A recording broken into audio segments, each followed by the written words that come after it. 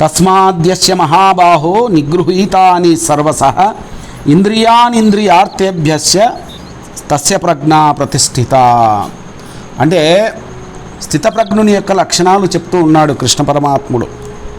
ఎప్పుడైతే ఇంద్రియాలు బయటికి పరిగెత్తుతాయో, అంటే ఇంద్రియాలు ఎప్పుడు కూడా విషయవాసనల వెంట ఎప్పుడైతే పరిగెత్తుతాయో అప్పుడు బుద్ధి స్థిరం కాదు. చంచలమైనటువంటి మనసు ఎప్పుడు కూడా నిరంతరము బాహ్య ఇంద్రియాల మీదనే పరిగెత్తుతూ ఉంటుంది. ఈ ఇంద్రియాలు ఏం చేస్తాయంటే ఫస్ట్ ఇంద్రియాలు విషయవాసనల వెంటనే చూస్తూ ఉంటాయి. విషయవాసనలు అంటే శబ్ద, స్పర్శ, రూప, రస, గంధ, ఇవి 5 విషయవాసనలు. ఈ విషయవాసనలు ఎప్పుడూ కూడా ఇంద్రియాలను ఆకర్షిస్తూనే ఉంటాయి. ఇంద్రియాలు ఎప్పుడూ కూడా అంతర్ముఖం కావు, ఎప్పుడూ బహిర్ముఖమే. ఇప్పుడు కళ్ళు ఉన్నాయి, బయట విషయాలనే చూడాలని ఎప్పుడూ అంతర్ముఖ దృష్టి కాదు. బయట శబ్దాన్ని వినాలనే చెవులు. ఈ విధంగా ప్రతి ఇంద్రియము కూడా ఆ యొక్క బాహ్యంగా పరిగెడుతూనే ఉంటుంది. ఎప్పుడైతే ఈ యొక్క విషయవాసనల యొక్క చింత మనసులో బయలుదేరుతుందో ధ్యాయతో విషయాన్ పుంసః సంగస్తే సూపజాయతే సంగాత్ సంజాయతే కామః కామాత్ క్రోధాభిజాయతే క్రోధోద్భవతి సమ్మోహః సమ్మోహాత్ స్మృతి విభ్రమః స్మృతిభ్రంశాత్ బుద్ధినాశః బుద్ధినాశాత్ ప్రణశ్యతే. ఎప్పుడైతే ఈ యొక్క విషయవాసనల యొక్క చింతన మనసులో బయలుదేరిందో ఆ చింతన ఎట్లవుతుందంటే దాన్ని పొందాలా అనేటటువంటి కోరికగా జనిస్తుంది. ఫస్ట్ ఆలోచన చేస్తాడు విషయాల గురించి. ఆ యొక్క దృశ్య శ్రవణాలు కానీ, స్పర్శ కానీ, రుచి కానీ, ఈ యొక్క 5 కూడా శబ్దస్పర్శ రూపరసగంధాదులు, ఈ రూపం బాగుంది అని కానీ దాన్ని ఫస్ట్ మనిషి చింతన చేస్తాడు. చింతన చేసి దాని గురించి అనుకుంటాడు. అది ఎట్లయినా కానీ పొందాలా అనేటటువంటి కోరిక జనిస్తుంది. ఆ కోరిక వలన ఏమవుతుంది? ధ్యాయతో విషయాన్ పుంసః సంగస్తే సూపజాయతే, వాటిని పొందాలని సంగాత్ సంజాయతే కామః, దాన్ని కోరికగా మార్చుకుంటాడు. ఆ కోరిక అనేది ఇంకా ఎట్లయినా కానీ దాన్ని పొందాలా. ఒకవేళ పొందిన ఇంద్రియ సుఖాలు అనేటివి తాత్కాలికమైనటువంటి సుఖాలను మాత్రమే ఇస్తాయి, కానీ శాశ్వతమైనటువంటి సుఖము బయట లేదు. ఇంద్రియాలన్నీ బయట పరిగెత్తేవే, విషయాలు బయటే ఉన్నాయి, కానీ సుఖం ఎక్కడ ఉంది? సుఖం ఎక్కడో లేదు, నీలోనే ఉంది. ఆనందం ఎక్కడుంది? అది నీలోనే ఉంది, అది బయట ఎప్పుడు కూడా లేదు. నీ మనస్సు అనేది ఎప్పుడైతే విషయవాసనల వెంట పరిగెడుతుందో దాని వలన కోరిక సంగాత్ సంజాయతే కామః, దాన్ని పొందాలా అని కోరికగా మారి ఆ కోరిక కామాత్ క్రోధోభిజాయతే, దాని వలన క్రోధం కలుగుతుంది. కోరిక తీరితే కొంచెము తాత్కాలిక సుఖము ఉపశమనము కలగవచ్చు, కానీ అది వేరే రకంగా, అంటే తనకు దక్కలేదనో వేరే వాళ్ళకు దక్కిందనో అది ఇంకా నా దగ్గరే ఉండాలనో అది ఎవ్వరికీ పోకూడదనో అనేటటువంటి కోరిక రూపాంతరము చెందుతుంది. రూపాంతరం చెంది అది క్రోధంగా మారుతుంది. క్రోధోద్భవతి సమ్మోహః, సమ్మోహనాశక్తి చేత, అంటే ఆ మోహం ఎట్లవుతుంది? సమ్మోహనంగా రూపొందుతుంది. ఆ కామం అనేటటువంటి ఆ మోహము సమ్మోహనంగా మారినప్పుడు విచక్షణ కోల్పోతాడు. నేను ఎవరిని, నేను ఏ స్థితిలో ఉన్నాను, నేను దేన్ని కోరాలి, నేను దేన్ని కోరకూడదు, ఇది ధర్మమా ఇది అధర్మమా అనే విచక్షణ కోల్పోయి సమ్మోహ స్మృతి విభ్రమః, స్మృతిని అంటే స్వరూప జ్ఞానాన్ని మర్చిపోతాడు. స్మృతిభ్రంశాత్ బుద్ధినాశః బుద్ధినాశాత్ ప్రణశ్యతి. అంటే ఎప్పుడు కూడా జీవుడు ఈ యొక్క శబ్దస్పర్శ రూపరసగంధాదులను కోరుతూ తన యొక్క స్వరూప జ్ఞానాన్ని మర్చిపోతూ ఉన్నాడు.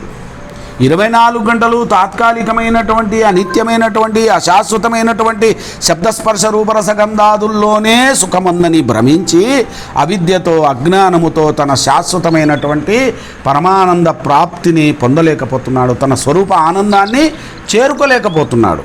అందుకనే అటువంటి వాళ్ళు ఎప్పుడు కూడా కోరికలతో సతమతమై నిరంతరము వాటి కోసం ప్రయత్నం చేస్తూ తమ విలువైనటువంటి ఆయుష్కాలాన్ని పోగొట్టుకుంటున్నారు.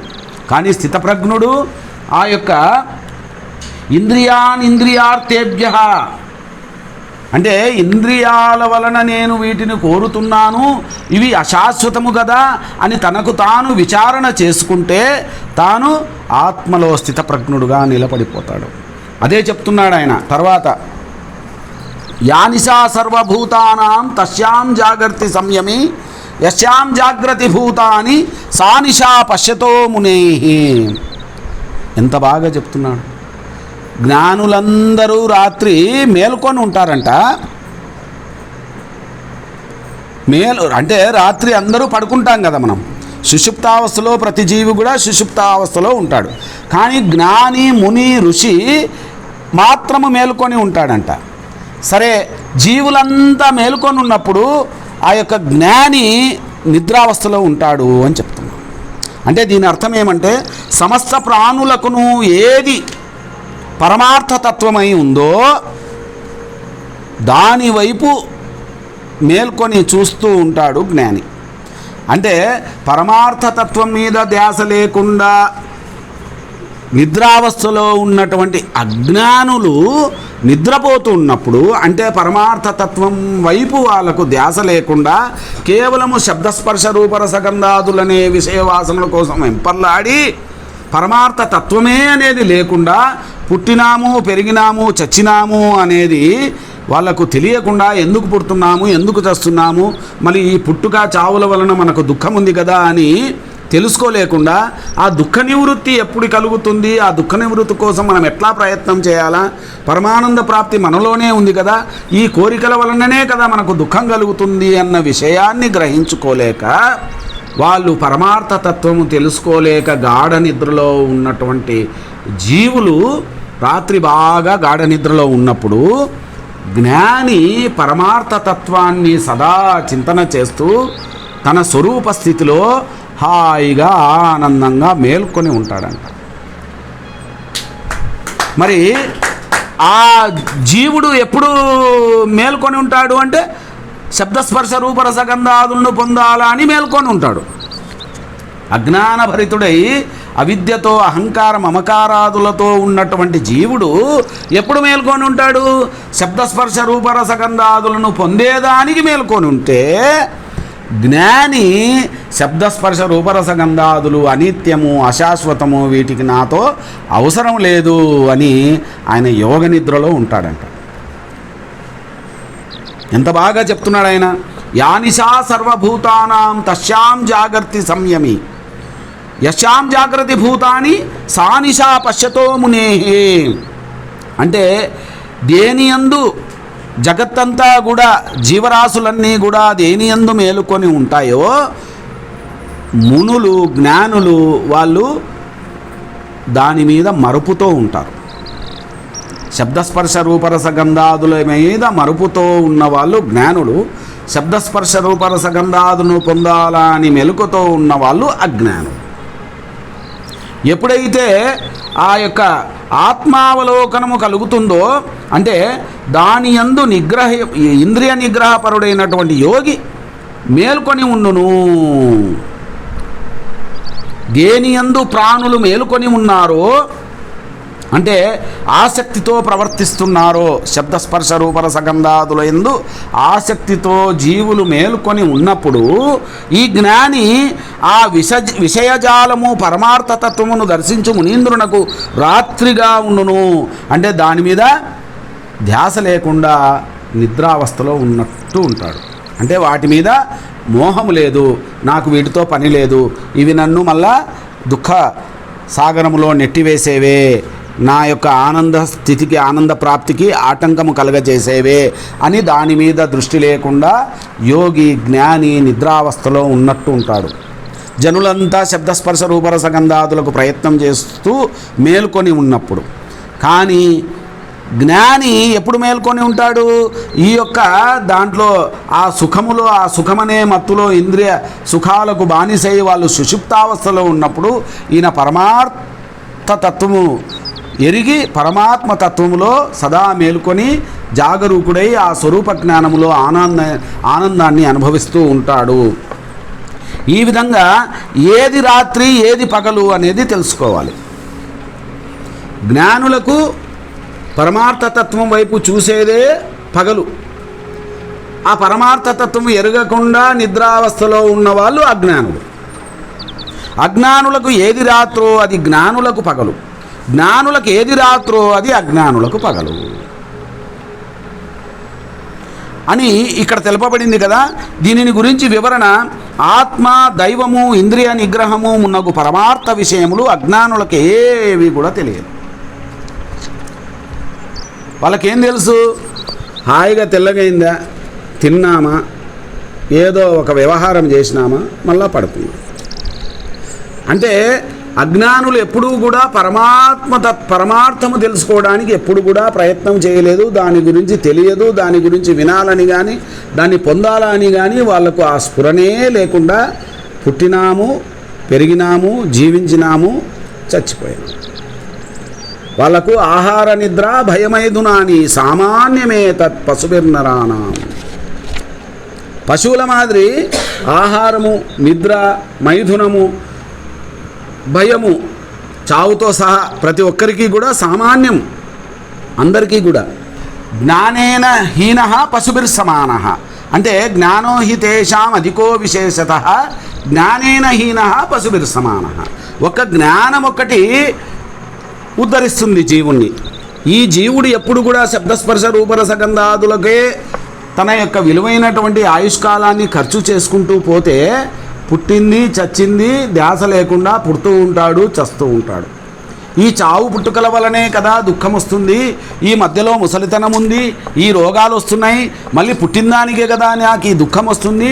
ఈ దుఃఖాన్ని నేను ఎట్లా దూరం చేసుకోవాలా, నేను ఎట్లా ఆనందంగా ఉండాలా అనేటటువంటి జ్ఞానము విచారణ ద్వారా ఎప్పుడు కూడా ఆలోచన చేయడు. ఒక్క జ్ఞానము తప్ప సృష్టిలో జీవులను రక్షించేది ఏది లేదు. నహి జ్ఞానేన సదృశం పవిత్రమిహ విద్యతే తత్స్వయం యోగ సంసిద్ధ కాలేనాత్మని విందతి. జ్ఞానము తప్ప నిన్ను ఉద్ధరించే వస్తువు ఈ జగత్తులో ఇంకా ఏది కూడా లేదు. ఏ జ్ఞానము? పరమార్థతత్వాన్ని పొందాలా అనేటటువంటి జ్ఞానము. ఆ పరమార్థతత్వం ఎక్కడుంది? అది నీలోనే ఉంది. సాక్షాత్తు నీవే పరమాత్మ స్వరూపుడవై ఉన్నావు. ఆ విషయం మనకు తెలియదు. ఎవరో ఒకరు మనల్ని ఆ యొక్క నిద్రమత్తు నుంచి మనల్ని మేల్కొల్పితే ఆ పరమార్థం వైపు, పరమాత్మ తత్వం వైపు మనము విచారణ ద్వారా, జ్ఞానం ద్వారా మనమే అని తెలుసుకునే స్థాయికి మనము ఎదిగేంత వరకు ప్రయత్నం చేయాలా. అంతవరకు మనము మోహంలో ఉన్నట్టే. కాబట్టి ఇక్కడ ఏం చెప్తున్నాడంటే, జ్ఞానులకేమో రాత్రి అయితే అది అజ్ఞానులకు పగలు, అజ్ఞానులకు రాత్రి అయితే జ్ఞానులకు పగలు, జ్ఞానులకు రాత్రి అయితే అజ్ఞానులకు పగలు, అజ్ఞానులకు రాత్రి అయితే జ్ఞానులకు పగలు. ఈ విధంగా దీనిని గురించి వివరణ, ఆత్మ, దైవము, ఇంద్రియ నిగ్రహము మున్నగు పరమార్థ విషయములు అజ్ఞానులకు ఏమీ కూడా తెలియవు. తెలుసుకోవాలన్న కుతూహలం కూడా వాళ్ళకు ఉండదు.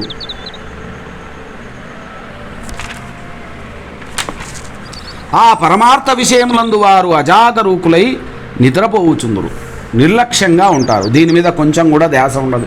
ఏమో లేబా వాళ్ళ తిప్పలు వాళ్ళకు ఉంటుంది, మనకేమి 24 గంటలు ఏదో సంసారం చేసుకొని బతకాలా, ఈ వ్యవహారంతోనే మనకు తెల్లగైపోతుంది అన్న ధ్యాసలో వాళ్ళు వ్యవహరిస్తూ ఉంటారు.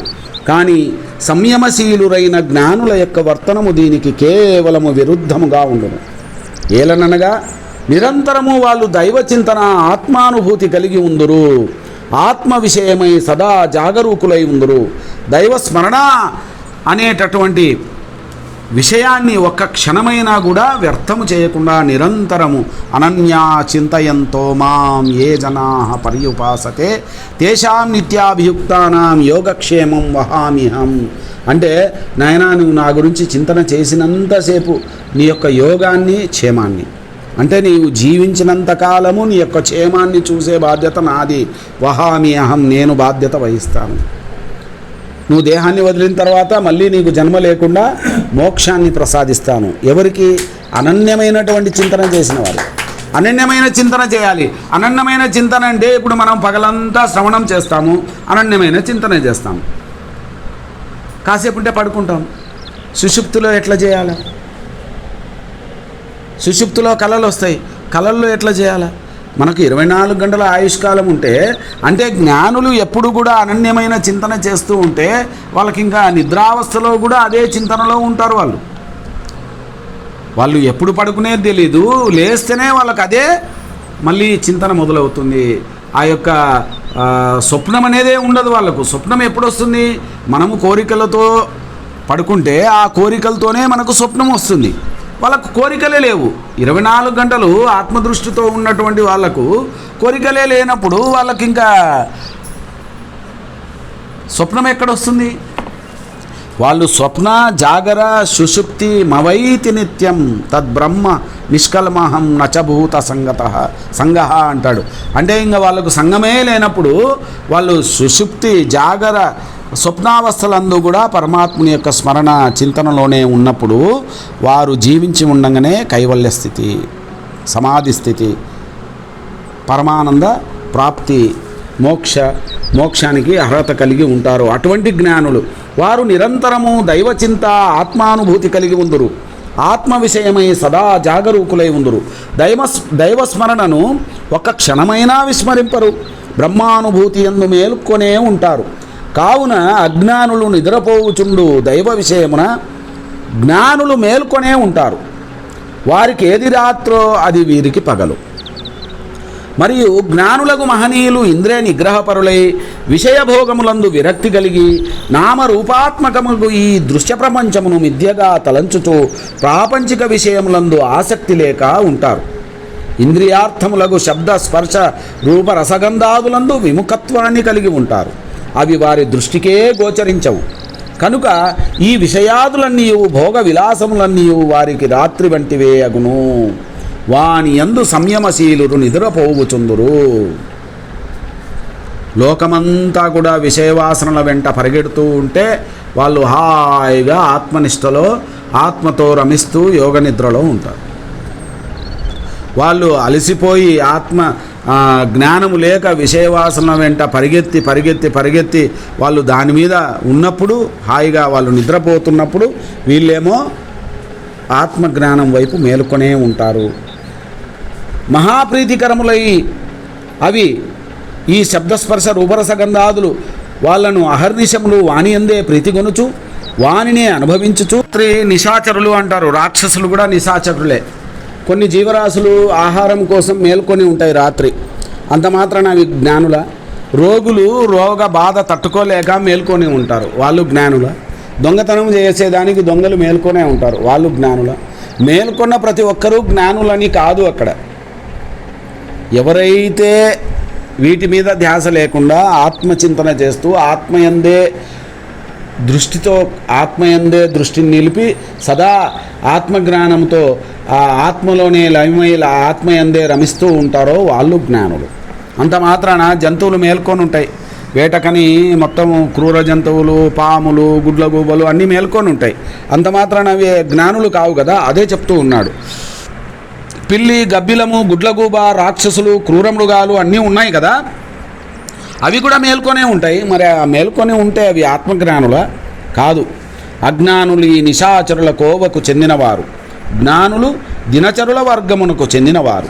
సంయమే అని ప్రయోగించడం వలన ఇంద్రియ నిగ్రహము పరిపూర్ణముగా కలవాడై ఆత్మ విషయమున మేలుకొనగలడనియు అట్టి సంయమము లేనివానికి దైవము కానరాడనియు స్పష్టముగా బోధపడుచున్నది. ఈ విధముగా ఆధ్యాత్మ క్షేత్రమున సంయమమున ఇంద్రియ నిగ్రహమునకు ఎట్టి మహోన్నత స్థానము కలదో ఇక్కడ చక్కగా నిరూపించబడినది.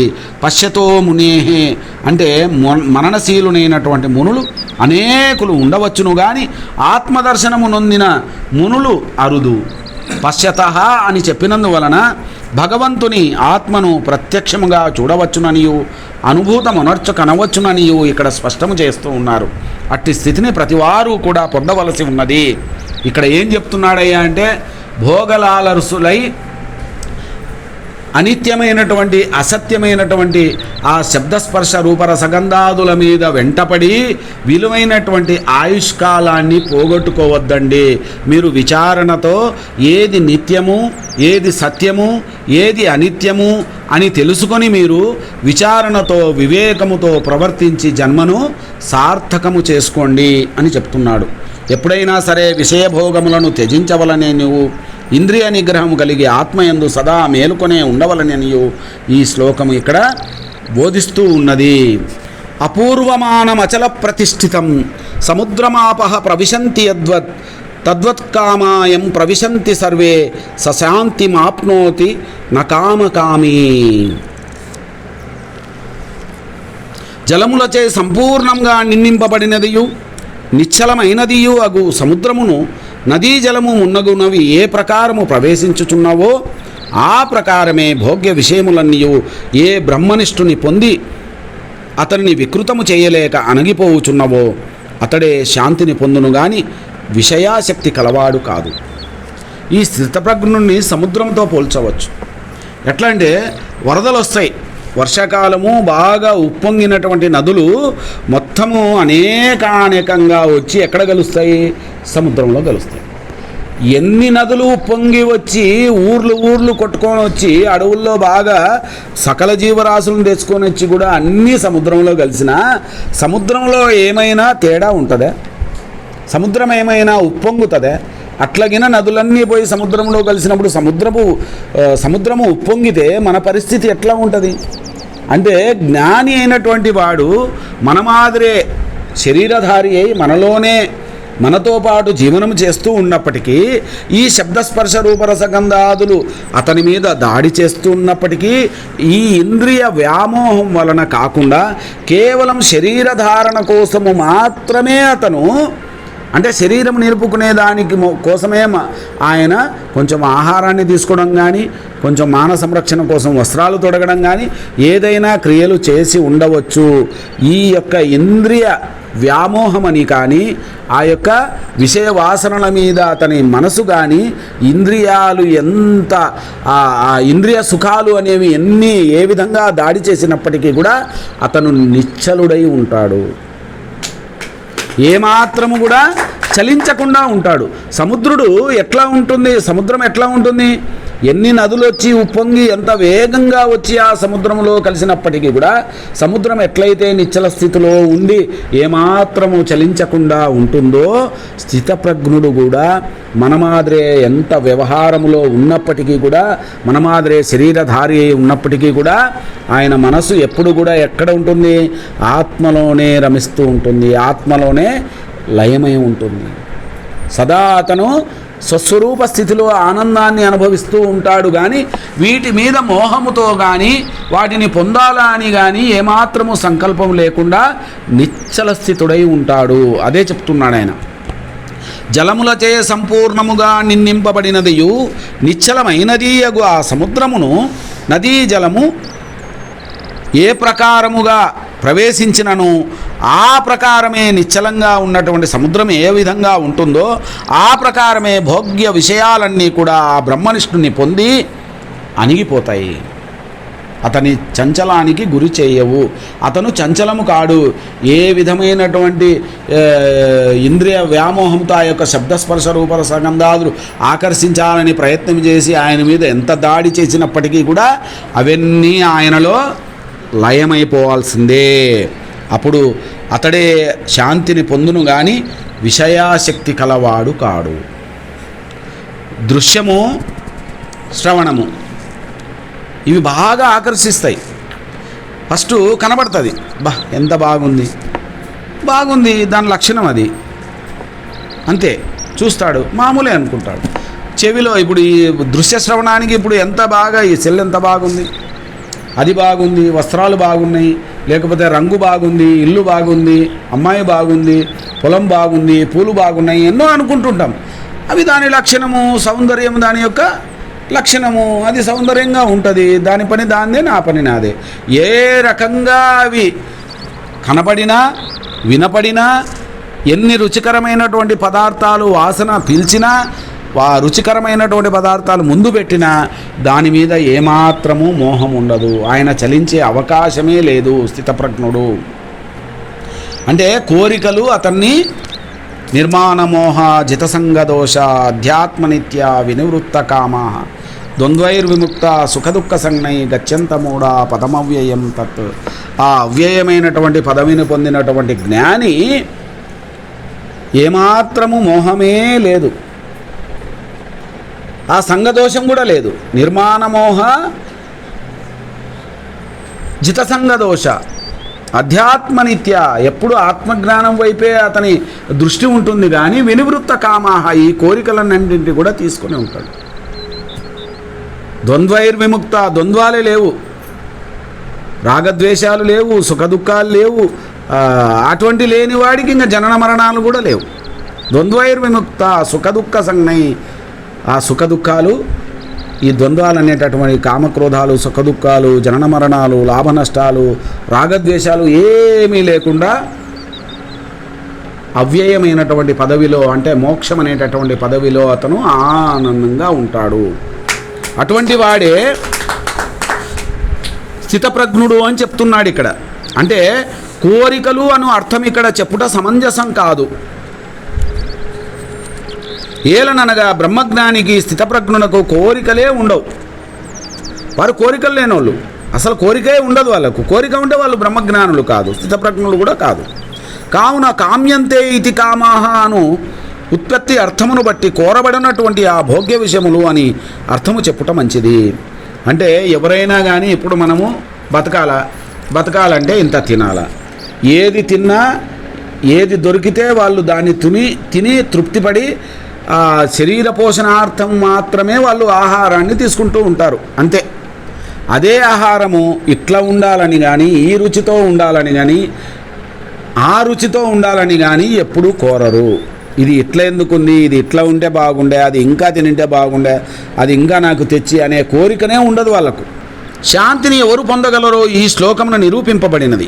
కామమునకు దాసుడు, విషయాసక్తుడు, కోరికలను కోరుచుండువాడు శాంతిని ఎన్నటికి పొందజాలనని ఇక్కడ స్పష్టంగా చెప్పబడింది. ఎవరికైతే కోరిక ఉందో వాళ్ళకి అశాంతి అని చెప్పుకుంటుంది కదా. కోరిక నుంచే ఒక్కొక్కటి తోడై వాడు స్మృతిని కోల్పోయి నాశనం అవుతాడు అని ఇంతకుముందే చెప్పుకున్నాం కదా. అట్లా కోరికలను కోరని వాడు, విషయాసక్తి లేనివాడు, కామమును జయించిన వాడు మాత్రమే శాంతిని పొందగలుగును అన్న విషయాన్ని మనం ఇంతకుముందే చెప్పుకున్నాం. అదే సందర్భమును వివరించుటకై ఇంకొక దృష్టాంతం ఇక్కడ వాడినాడు. అంటే ఏ కోరికలు లేకుండా ఎట్లయితే నదులన్నీ వచ్చి సాగరాన్ని చేరినా, ఎట్లయితే చలించకుండా నిశ్చలంగా స్థితప్రజ్ఞతతో సముద్రం ఎట్లయితే ఉందో, ఎన్ని భోగ విషయాలు, దృశ్యరూప సంబంధమైనటువంటి విషయాలు ఎంత దాడి చేసినప్పటికీ కూడా జ్ఞాని స్థితప్రజ్ఞుడు నిశ్చలంగా ఆత్మస్థితిలోనే, ఆత్మలోనే లయమై రమిస్తూ ఉంటాడు. జ్ఞానిని ఒక సముద్రముతో పోల్చి చెప్పబడినది ఇక్కడ.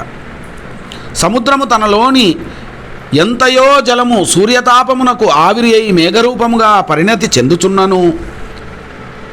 ఇప్పుడు ఎండలు ఎక్కువై ఎండాకాలం ఎంత ఎండలు కొట్టినా కానీ సముద్రం యొక్క మట్టము తగ్గదు. వర్షాకాలము ఎంత వర్షం వచ్చి ఎన్ని నదులు వచ్చి కలిసినాను కానీ సముద్ర మట్టము పెరగదు. ఎంత విచిత్రం! ఎండ తాపానికి ఆవిరైపోయి మేఘాలుగా ఎంత మార్పు చెందుతున్నను సముద్రము యొక్క నీటి మట్టము, లోతు, సముద్రములో మార్పు ఉండదు.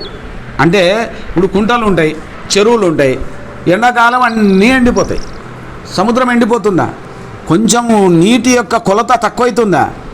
ఎట్లా ఉంటుందో అట్లే ఉంటుంది. సరే వర్షాకాలం వస్తుంది, వర్షాకాలం వచ్చి ఏర్లన్నీ పొంగి ఈ నదులన్నీ పోయి సముద్రంలో ఎన్ని గేట్లు ఎత్తి, ఎన్ని ప్రాజెక్టుల గేట్లు ఎత్తినప్పటికీ కూడా, ఎన్ని నీళ్ళు సముద్రంలో కలిసినప్పటికీ కూడా సముద్రము పొంగదు. అంటే సముద్రంలో ఏ మార్పు లేదు. నీళ్లు ఆవిరైపోయినా మార్పు లేదు, ఎక్కువ నీళ్ళు వచ్చి సముద్రంలో కలిసినా మార్పు లేదు. సమముగా ఉంటుంది సముద్రము యొక్క స్థితి, నిశ్చల స్థితితో ఉంటుంది. అట్లే జ్ఞాని అయిన వాడు కూడా స్థితప్రజ్ఞుడు తన ఇంద్రియములకు శబ్దాది విషయములు అనేకముగా గోచరింపకున్నను నిర్వికారుడుగా ఉండును.